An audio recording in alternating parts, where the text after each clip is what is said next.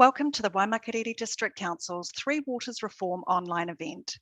We were originally planning to have a range of in-person events across the district, but of course in levels 3 and 4, that's not possible. So we appreciate you joining us here online. By now, you should have received this in your letterbox, and information regarding the government's proposal and what it could mean for the Waimakariri district. We'd encourage you to have a good read and give us your feedback either on the form or online at our Let's Talk site. Our Let's Talk page is the easiest way for you to have your say on matters in Waimakariri that will affect you. Visit waimakariri.govt.nz/Let's Talk to get started. Here you'll find all the issues that Council is currently wanting feedback on. Once you sign up and select the topics that interest you, you can even turn on notifications for when a new consultation opens. Each page has a wealth of information and resources for you to delve into. You can ask questions from our staff, subscribe to project updates, and once you're ready, you can easily send us your feedback using the online survey. So, if you haven't already, make sure you visit our Let's Talk site and have your say. Tonight, we're joined by a panel that will answer any questions you might have about the proposed reform or the Council's water services here in Waimakariri. I'm going to ask them to introduce themselves, and we'll start with Mayor Dan. Good evening, I'm Dan Gordon, Mayor of Waimakariri. It's great to be here, and thanks to all who have joined tonight to find out about this important issue for our district.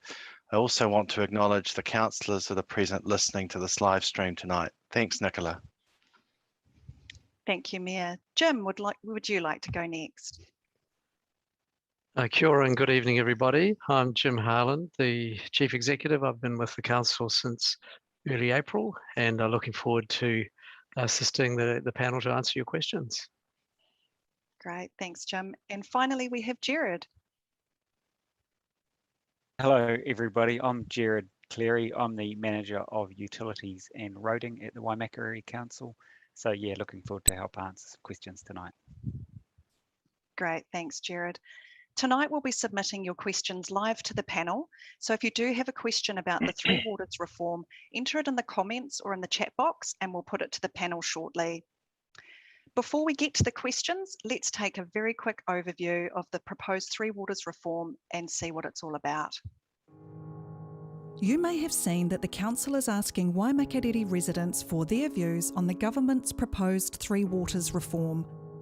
The government is proposing that three water services, that's drinking water, wastewater and stormwater, move from the 67 councils who currently manage these into 4 large entities.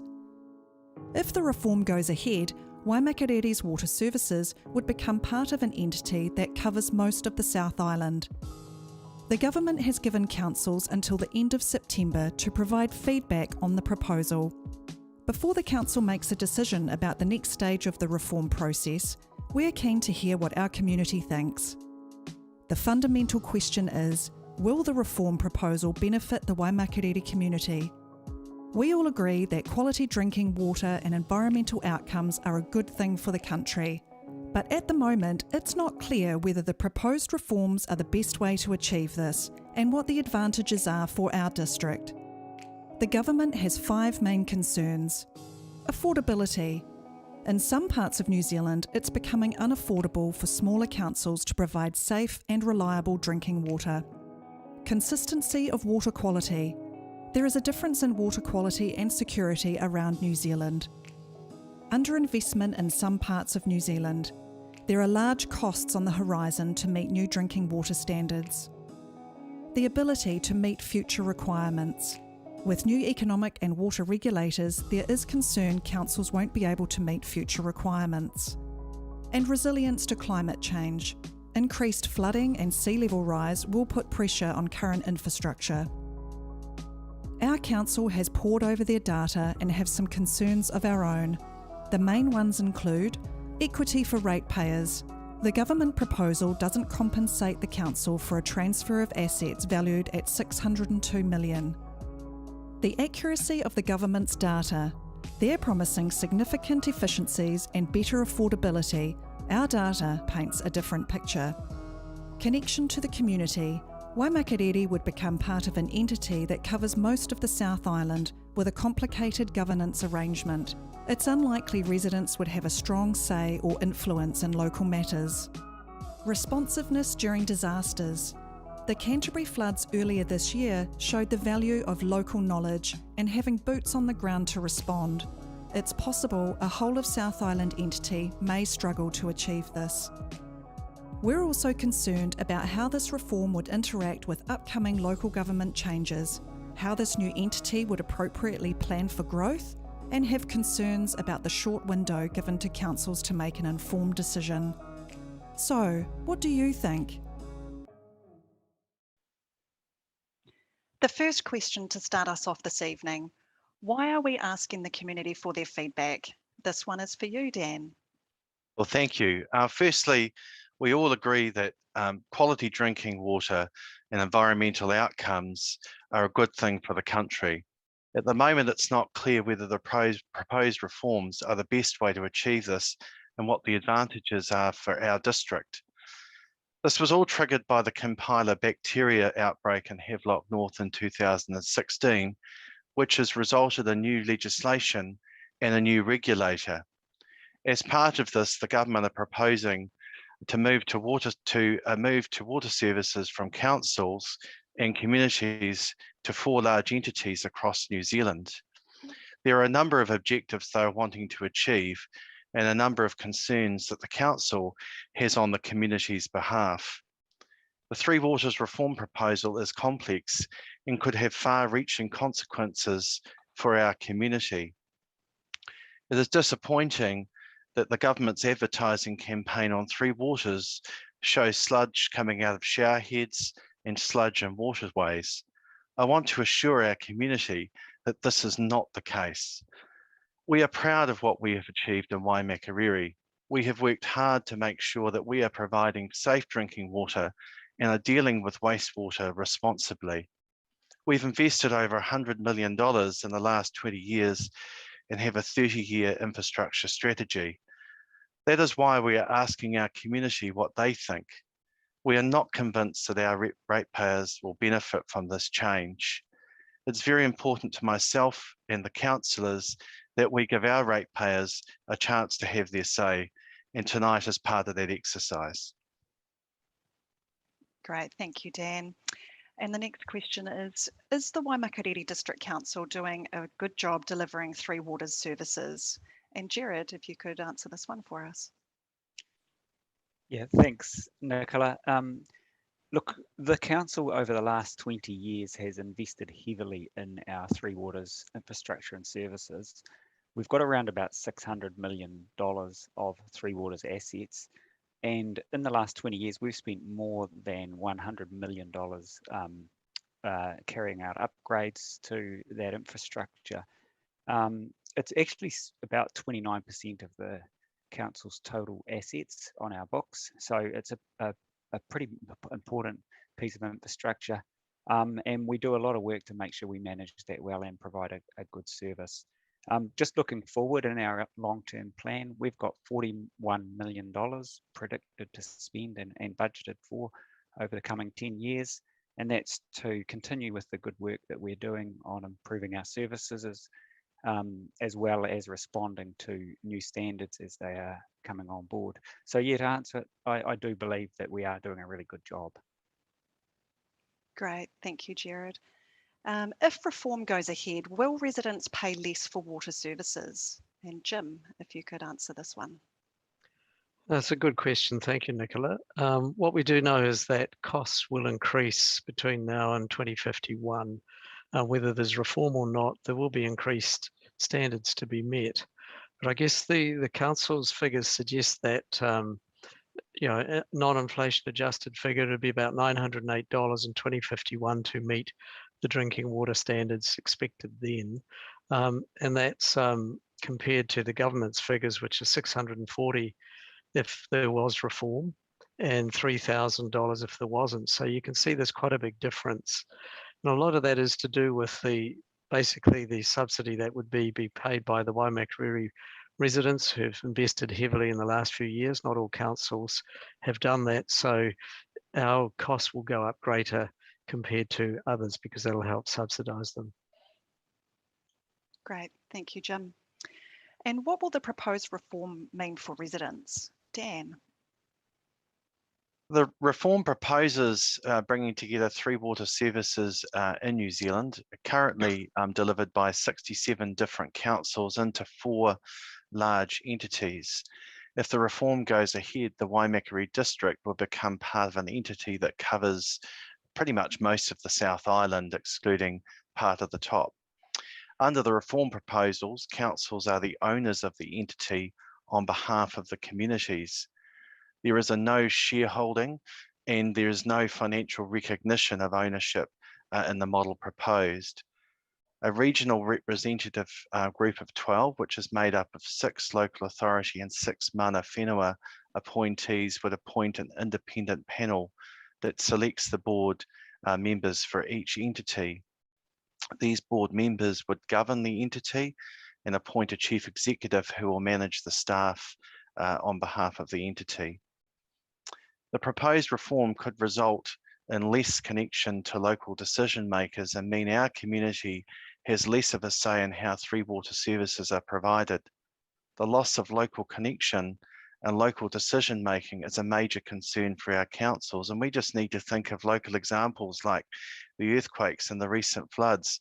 That critical information that comes from our local staff makes a difference in how we respond. So the local aspect of it is a real concern to us, and being lost into a larger entity and what say we might have in influencing future investment on behalf of our district. Thank you, Mayor Dan. And the next question is, where are we at in the process and what are the next steps? Jim? Thank you, Nicola.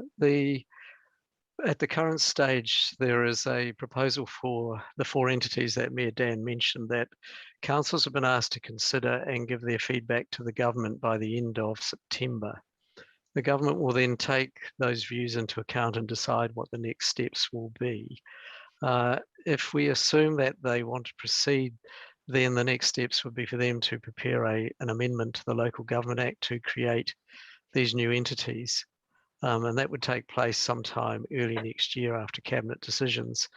And then there would be 2 years of work to basically establish these new entities, transfer staff, assets, and establish the boards and so on, with a view to them being ready to go and fully operational around about mid-2024. And the reason that date has been selected, is my understanding is that that would then be consistent with the next 10-year NLT, or the next 10-year long-term plan for Waimakariri District. So that would mean the new entity would be established at the same time as we do our next 10-year plan. So that's the current program. Just to stress again, the government has to make that decision. It's their decision, not a council's decision. And part of the feedback from tonight will be put before the cabinet through this process. Great, thank you, Jim. Now we're going to move on to some of the questions that have come through from Facebook and YouTube. And for our viewers, we'll do our best to get to all of your questions. But if you have asked a question and we don't get to answer it in this session, don't fret. We will reply to you, to your questions online as soon as we can. We've got a question here from Sue, and she's asking, how does Ecans' responsibilities sit within the 3 Waters framework? Jared, perhaps you could answer that one. Yeah, so that is a really good question. So if you think about each of the 3 waters separately, so for water supply, the new water regulator will be responsible for potable water. That's the water that you drink from your tap, and they will set the standards for that. However, Ecam will still have a role in terms of managing the groundwater resource, which is where we draw our water from. So there's still consenting requirements around us extracting water, and Ecan actually play quite an important role in managing the land use within the district, which ultimately has an impact on the groundwater quality. So the next one is stormwater. So from a stormwater point of view, that's where Ecam will continue to have very much largely the same role it has now. The water regulator may have some requirements over time that help guide Ecan in terms of the kind of standards that are to be achieved from discharges, but Ecan would continue to be the consenting authority that we are answerable to for stormwater. In terms of wastewater, so that's for us, we've got the two main treatment plants, the one, the Eastern District scheme and the Oxford wastewater treatment plant. Currently, those are consented by Environment Canterbury. When the new water regulator comes in, they will actually be setting some specific discharge limits that councils need to comply with. So again, there'll be a bit more of a mixed model there where the regulator and Environment Canterbury play a part. Great. Thank you, Jared. And Andy has asked, has the government given the council all relevant information on the implications and requirements relating to Three Waters? Dan, perhaps you could answer this one. We've received some information. I'm not going to say we've got it all. If you go through the Department of Internal Affairs website, you'll find how complicated it is. We provided information as required by the end of last year. It was then compilated into dashboards which were sent to all our councils, which was a bit of a concern for us because it was very difficult to try and extract what the data actually meant. We were concerned that we didn't have enough information, including how the government arrived at 45% efficiencies and a number of other claims that were there in some of the projections and how our council was placed. So we put a letter to the minister asking 28 questions. We've only just recently received those answers and we're going through them at the moment, but I'm advised and our research on it has shown that we've still got a lot of gaps in the information. The problem with this process is that the government's rushing it. If it took its time, worked with the sector more collaboratively, we may have time to understand all the information and whether the proposal is going to be good for our community. At the moment, based on the information we've seen, our recommendation to the community, and certainly our view, is that we're not seeing this as a proposal that we want to progress further with. But it's really hard getting that information, and we've engaged a consultant to help us along with our professional staff to try and get the answers together that we need to provide a position to government on what our feedback would be by the end of September. Really tight timeframes and a real rush and a real concern that we're being asked to come to these decisions so quickly. The other point there, Dan, is we're being asked to respond to one proposal to solve the problem. And earlier on, there was modelling done of 9 different scenarios, including 13, if you like, new entities in the North Island and 5 in the South Island, which would be more closely aligned to, say, the Canterbury region in the case of Waimakariri, which may have been, if there is to be reform with more of a private sector type approach to delivering water, then maybe that warranted further investigation, but there simply hasn't been time to look at the modelling, to go through what that might mean and work up alternatives. And it just further to that, our concern around the pace of it, we sent a letter on behalf of part of the Canterbury Mayoral Forum last week, where we've asked the government to press the pause button so that there is adequate time to consider this in the context of the water regulator that the government is in the final stages of introducing. And we shouldn't underestimate the powers of the water regulator, which are immense. They can require councils to make the investment if they don't feel it's making that investment.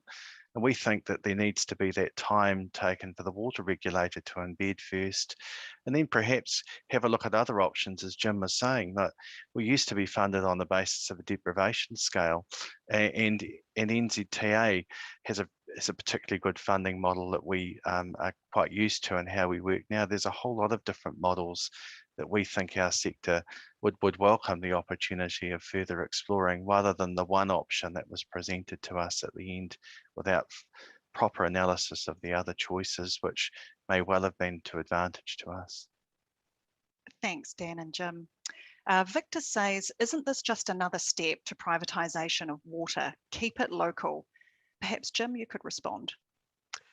Well, the proposal is that if the Act was passed, that listed in the back of the Act would be a schedule of all of the owners, which would be every local authority in New Zealand that currently looks after the three waters. Normally, an owner has direct rights of appointment and replacement of directors and all those sorts of things. But because of the complicated structure to separate out balance sheets, then that's not proposed to happen. The government has addressed that proposal by suggesting that the regional committee, I'll just get the name right, the entity called the Regional Representative Group, which will have the 6 local authority representatives on it and 6 from Mana Whenua. If there was to be any privatisation, 75% of those members would have to agree that was something worth considering. Then there would have to be a referenda in the case of us for most of the South Island on that subject, and 75% of people voting in the entity would have to agree as well. So in that sense, the government believes that's a very high bar to essentially reduce the opportunity for privatisation, but it still could potentially happen if those thresholds were met with the way that the entity is drafted at the moment. Thank you, Jim. Cass has asked, can WDC afford a 20-year plus forecast for maintenance, upkeep and upgrades as required for all 3 areas? Jared, could you answer this for us? Yes, yeah, look, that's a really good question. So we actually project out our asset renewals and our operations out 150 years, believe it or not, and when we're doing our infrastructure strategy. So the reason we do that is because a lot of our assets are very long life, and when we bury a pipe in the ground, we really don't want to go back and look at that for another 100 years. So we actually have done a lot of work, and we do this as part of our statutory requirements, and also because we think it makes really good sense to predict out. So we have a 30-year infrastructure strategy, and that's available on our website, and that's a really good read actually, if you've got the time. And that shows it just shows some of that modelling we do in that forecasting. We have a 10-year plan as well, so that just looks at things in a more fine-grained, and I talked before about the 41 million we had. So that sort of level of expenditure, you can expect that we would have to continue to do that. We know our wastewater discharge consent for our ocean outfall is due around the mid 2030s, and we're already starting to think about how do we position ourselves to make sure that we're ready for when that comes and we can achieve the discharge consent requirements. In terms of drinking water, we're actually really fortunate in this district. Every single person who's now on a Waimakariri District Council water supply is drinking from a source that completely complies with the New Zealand drinking water standards. So we've upgraded all of our schemes to the point that each of those sources meets the standards, and it's very good water quality source we've got. We've got deep artesian groundwater on most schemes, and we've actually got money budgeted in our long-term plan to achieve increased treatment. So that includes putting UV treatment on all of that water if required by the regulations. And if we are obliged to, which may well come one day, there is funding there for putting chlorine on. And so in terms of our stormwater and wastewater, we've forecast out based on what we anticipate to be the regulatory regime we'll be in. And so far to date, if you look back over the last 20 years, we've carried out quite substantial upgrades while keeping rates at a reasonably manageable level, and also catering for the huge amount of growth we've had in the district, and we predict the amount of growth out into the future as well. So yes, we do believe we have forecast for those costs and are able to cover them. Great, thank you, Jared. There's certainly a lot of work going on in the behind the scenes.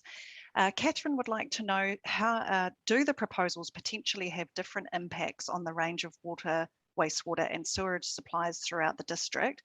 For example, those that are council assets and those that are privately owned or operated. Jared, back to you for this one. Sure. Yeah. Look, there's actually 3 different parts to the whole water reform.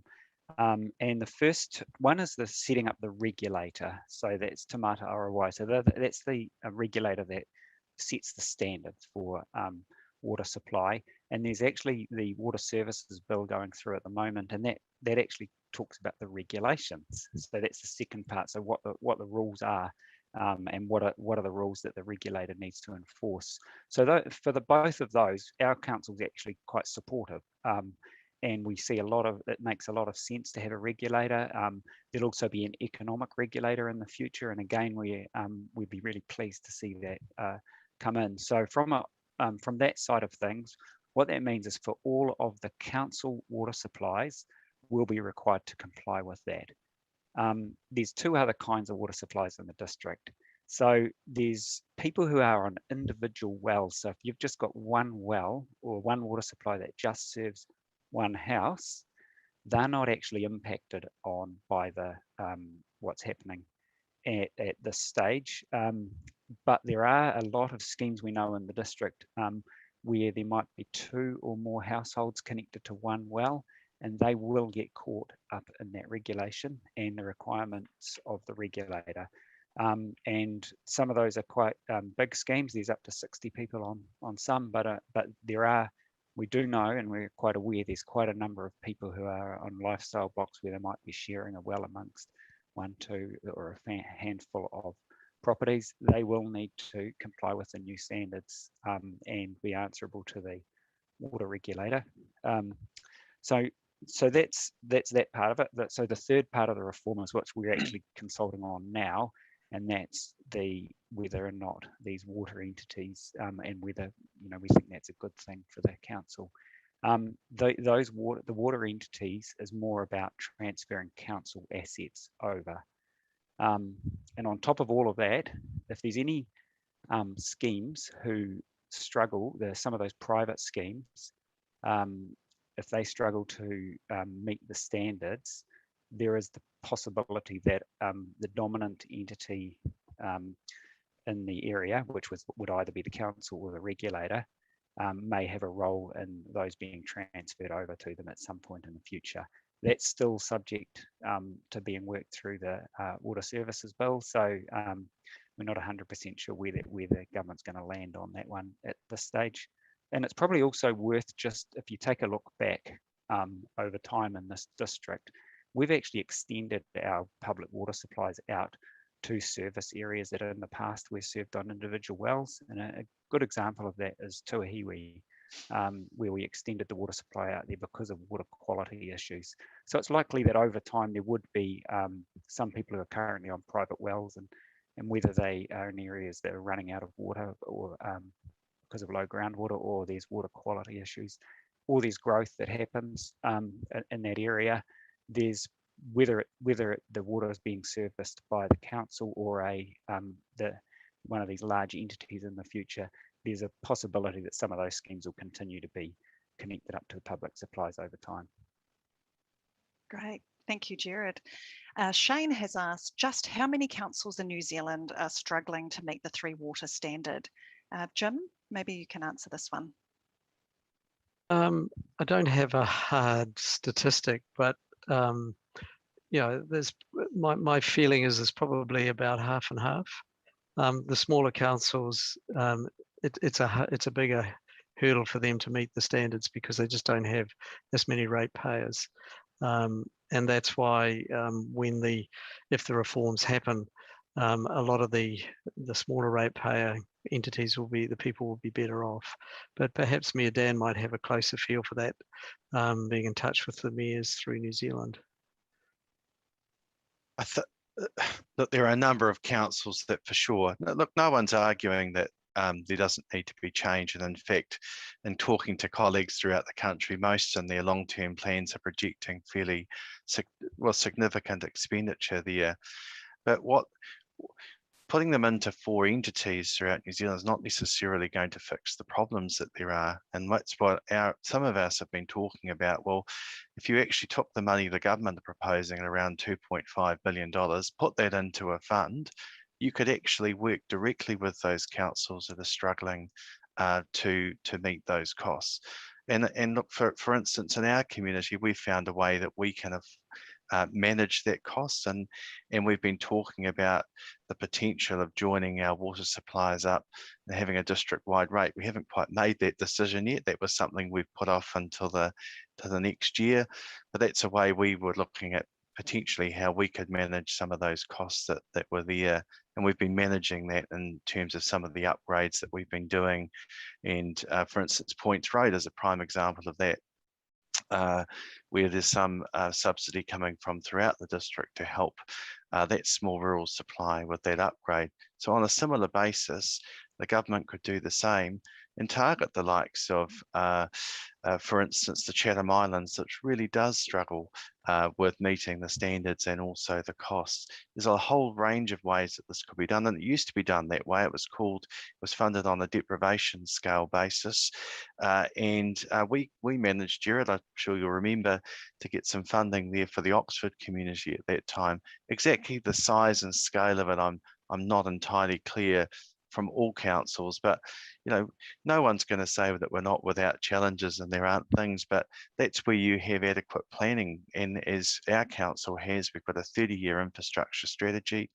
We're AA rated as a council by Standard, AA with a plus rating from Standard & Poor's for our financial rating management, but also AA rated by Local Government New Zealand for the sort of council we are on an excellence program. So we've got that program well managed. And for other councils, there are other ways of doing this rather than a one-size-fits-all, which is what the government's proposing. Thank you, Mayor Dan. We've had some concerns raised about the new shared governance and the role of mana whenua. What are your thoughts on this governance model? Back to you, Dan. Look, I'm not sold on the governance model, I'll be honest with you. And look, we've been working behind the scenes. We've been having conversations with Ngāi Tahu about those opportunities, and let's be honest, they're very keen to be partners in the Ngāi Tahu Takiwā, as it's called in the governance structure. Look, if I look back and wind back here, our council, we actually involve mana whenua right now. We have our local, we meet on a Runanga liaison group, which we meet regularly, and principally the conversations are about water. We're answerable to the aunties, who are frankly are a wonderful group, but their principal concern is making sure that we have good water, we're looking after our waterways and dealing with things responsibly. We also have a Mahi Tahi committee. So from a mana whenua position, and that has 3 representatives of Ngāi Tahu, Ngāi Tuhariri, and 3 from our council, we actually have that model in place right now. Increased mana whenua representation, I know, is a concern for a number of people and what's proposed, but this is a proposal that's come from government. It hasn't come from the councils, and they're very determined that that will be the model if it does go forward, that has mana whenua representation. I'm not afraid, as I said here, of iwi involvement, as we do now, because it's important that we talk to all our community about what the priorities are. Just to Jim, add to that, something. Yes, just broadening it a little bit. The reason we're told is for the complicated structure, which basically has this regional group. That regional group appoints an appointments committee, and that appointments committee appoints the directors to the new company. So you've got 3 layers in there, whereas at the moment there's your councillors who are making the decisions, and you can talk to them directly. The reason we're told it needs to be this way is to create a distance between the owners, local authorities, and the entities doing the work, so that Standard & Poor's and other rating agencies can appropriately rate them, and they can therefore borrow the funds that are going to be necessary to deal with the $120 to $180 billion deficit over the next 50 years to bring Three Waters up to standard. But we haven't actually cited any of the correspondence between the government and their advisors and these agencies. And supposedly, if this happens, local authorities that are left without Three Waters will also be able to borrow more to deal with whatever they want to for social infrastructure and so on. So it seems from a council perspective anyway that you're a lot further away from where you are now in terms of making decisions around service levels, funding and so on, which this new model would basically put in the hands of the boards with consultation requirements on them. And that is our concern, as I said earlier. There's no direct representative that we can see that would ensure our local democracy is continued, and where our local say would be, as you do with the council now. We're accountable as a council to our ratepayers directly. We go out and consult regularly. What we're really concerned is that loss of localism in this model, and what priority it would come if it came to a decision around expenditure. How would our priorities be taken into account and be adequately considered? We do that now, and we balance that against all our decisions about what our priorities are in consultation with our community. Not clear how that would end up under the proposed structure. Thank you both.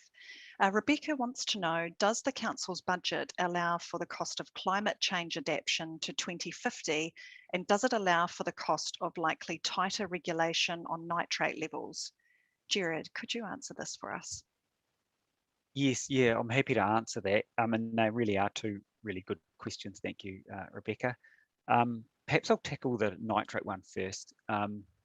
It is something we're very conscious of, and the issue with nitrates has been quite a big part of our decision making around some of our smaller water supplies.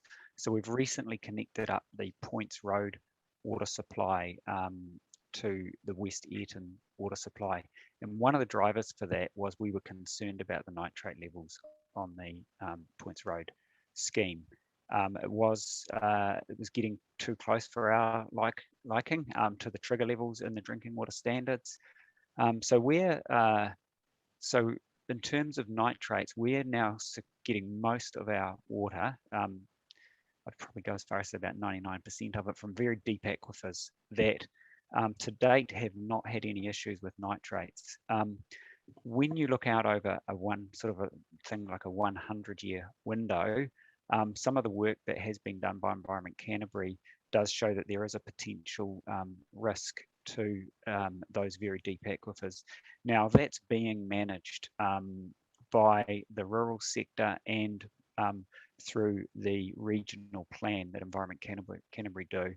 And there's also a lot more work and modelling going into trying to get a much better understanding of that. So it's very unlikely that it's going to become an issue for us, or a large issue for us. Our water treatment that we do, and on a lot of our schemes, we actually don't need to do any water treatment. But if we were to require to do that, that would be quite some time out, well beyond 2050. And it's actually, with all of the land use activity and the changes in the rural sector, we're hoping that actually never eventuates, that nitrates are managed at the source rather than becoming an issue for future generations. Look, if it does, there are ways of treating water to manage it, and it can be quite expensive. So the short answer is we've got that in hand. It's something we're monitoring, and we don't see that there's going to be affordability issue for our district with regard to nitrates. Climate change. We've been thinking about climate change for a long time. So, and we're currently spending about $20 million in Kaiapoi, upgrading the stormwater infrastructure. So we're putting in some quite large trunk stormwater upgrades. So part of the driver for that is not only managing the issues we've got at the moment, but it's actually to help provide some protection for Kaiapoi against climate change. We've modelled all of our flood mapping has an allowance for increase in rainfall. We've allowed for increased storm surge at the coast at a higher sea level. So we're really thinking about it. So everything that's been built into our long-term plan and our infrastructure strategy does make allowance for climate change. But it is one of these things that is evolving over time. And no matter what happens, whether it's the council or a large entity, it's going to come more and more to the fore in our district, particularly for the low-lying and coastal communities.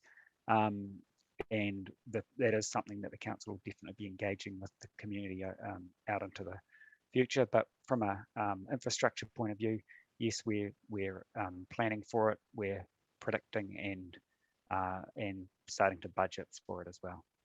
And can I just say that from a political level, climate change is a really important issue for the council. We are in the process and we have a climate change strategy and we're working our way through that. Can we do more? Of course, there's lots more we can do, but we're trying to adequately plan, as Jared's mentioning. We're also working together with our partner councils, including Environment Canterbury.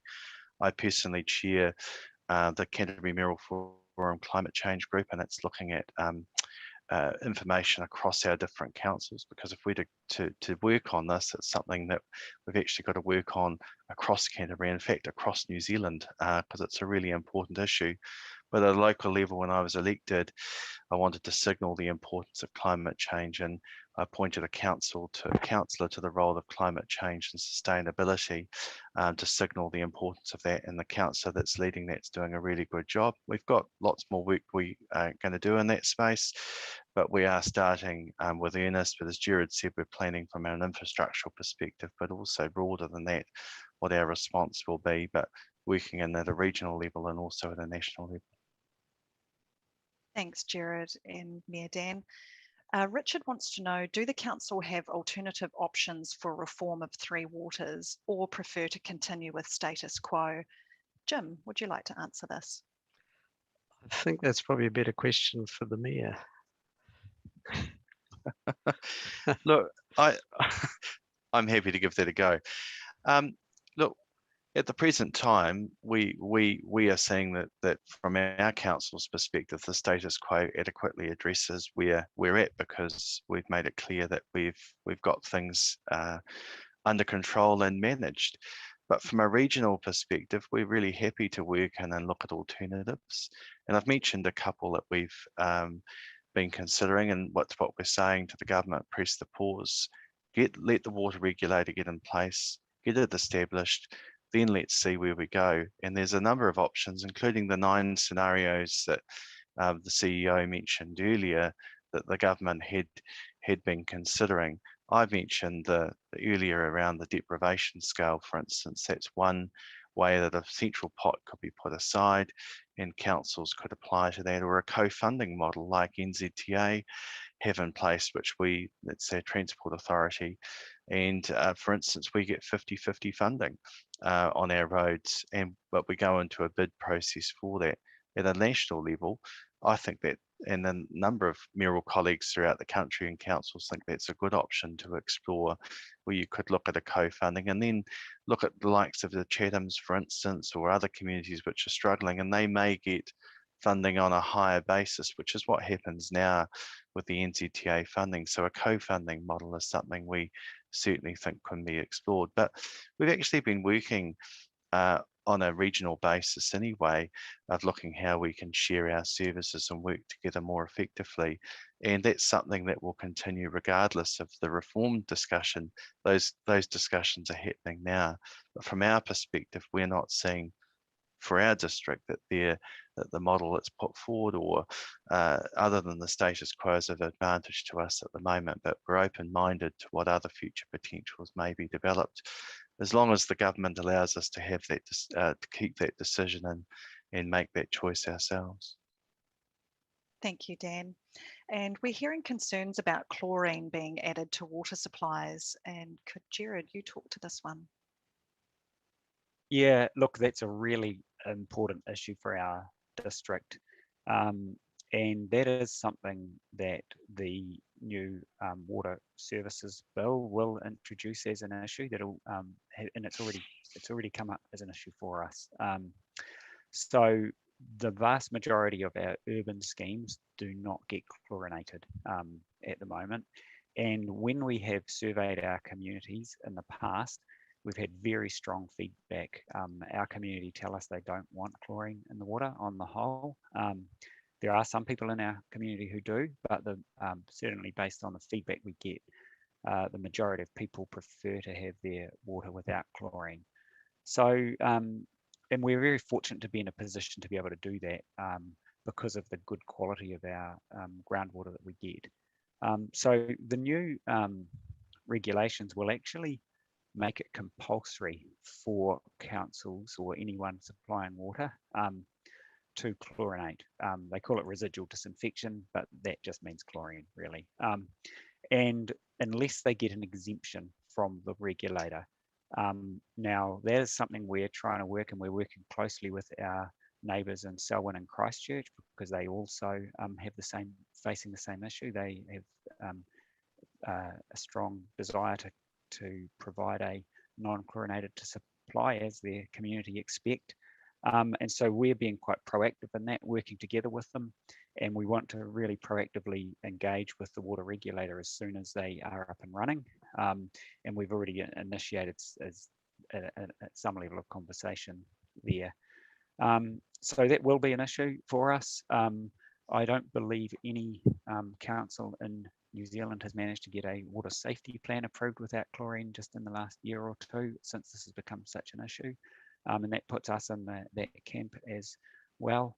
So it will come to the head for us very soon. And it's important to note that's going to be an issue regardless of whether it's a bigger entity or your local council who currently provides the water.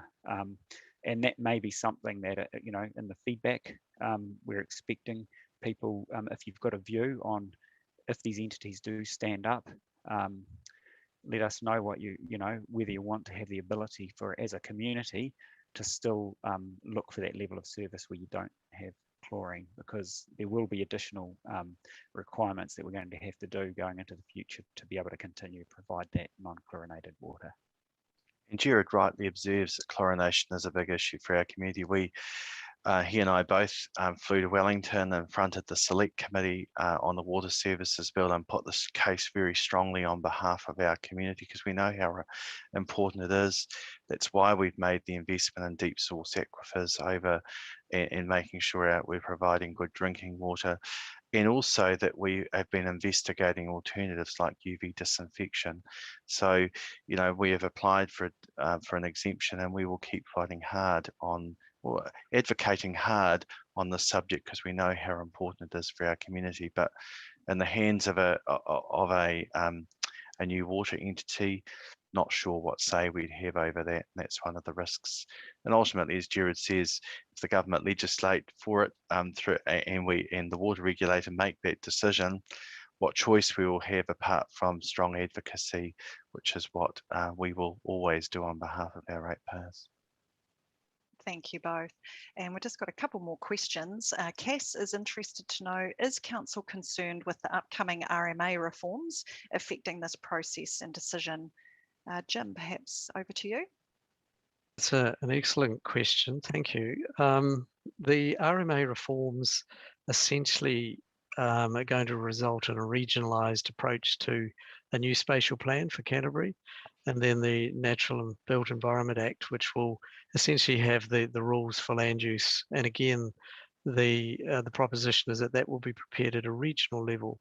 So you can sort of see a natural fit between a smaller number of water entities and a regional approach to planning, because one of the crucial things here is the alignment of our planning to the infrastructure requirements. And at the moment, that's relatively easy for the council to do. So our district planners and our long-term planners and spatial planning people work closely with Jared and his team around the infrastructure and getting the timing right along with developers. So with the RMA reforms potentially being much set at a regional level, then that responsiveness to the infrastructure needs and the provision and the timing could be a challenge. But also, if these entities, water entities, were created, there would have to be very strong linkages written into them to formally participate in our district planning processes, even if it is at a regional level. So Mayor Dan mentioned earlier about the Canterbury Mayor's writing to the Minister of Local Government suggesting there be a pause, essentially to allow all the reforms to catch up. Because if you were doing it in a logical sequence, you would come up with the future for local government direction, then you would bring in the planning direction, and then you bring in the infrastructure direction. But we're almost doing it the other way around. Three Waters reform first, planning second, and then finally the future for local government. So there needs to be some greater work done to align wherever the RMA reforms are going with the water reforms as a minimum, and ideally set in the context of the future for local government. And I'm pretty sure Mayor Dan will have a view on this one as well. I think Jim's very adequately articulated that the future for local government discussion should have happened first, or should be happening now. Actually, RMA reform, as Jim rightly mentions, has potentially got huge consequences. So it's the speed and pace of this reform program that's happening right at the moment that we're saying there just needs to be a breather. Let's catch up, let's get the water regulator in place, future for local government conversation, then we can start to think about where we're placed in that, so we can adequately consider the timing of all this proposed change and what response we can give. It's the speed of it at the moment that really concerns us, because there's only so much you can do to keep up with all that, and water reforms on top of it.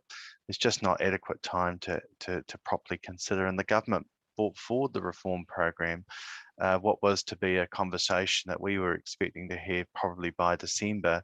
We were advised back in July that we were needing to have an advanced conversation and give a position by the end of September, which we just weren't prepared for. So that's why we're out with this conversation. We've got the material out with the best information we've got, because we wanted to have that conversation with our community and seek your view, so that we can adequately represent that opinion to government when required to by the end of September. Thanks, Dan. And Caitlin wants to know, what is the opinion of other councils? Are there more in support or against?